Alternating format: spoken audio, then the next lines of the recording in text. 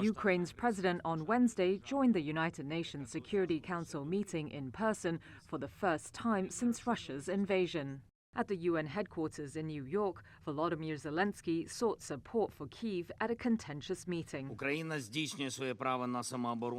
exercises its right to self-defense, helping Ukraine with weapons in this exercise by imposing sanctions and exerting comprehensive pressure on the aggressor, as well as voting for relevant resolutions, would mean helping to defend the UN Charter.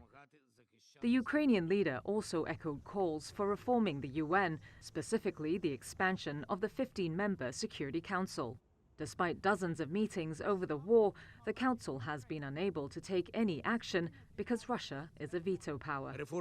Reform of such international institutions were made following tragedies, major wars.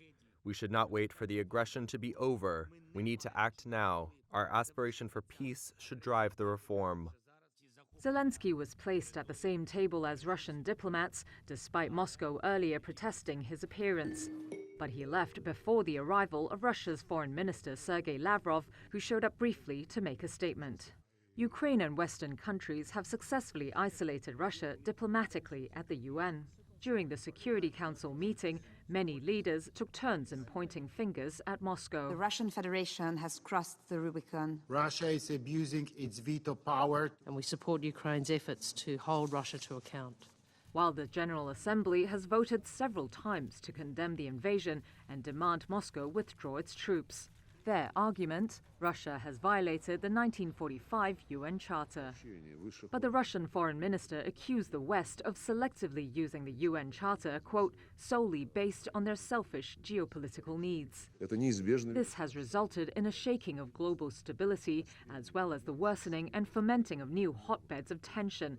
Risks of global conflict have heightened, Lavrov said. To shore up support for Ukraine, Zelensky on Wednesday met with more world leaders on the sidelines of the UN. He also pressed Kyiv's case for financial help with a group of business leaders.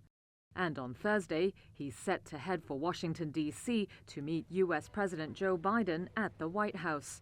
Biden is expected to announce a new military aid package during Zelensky's visit.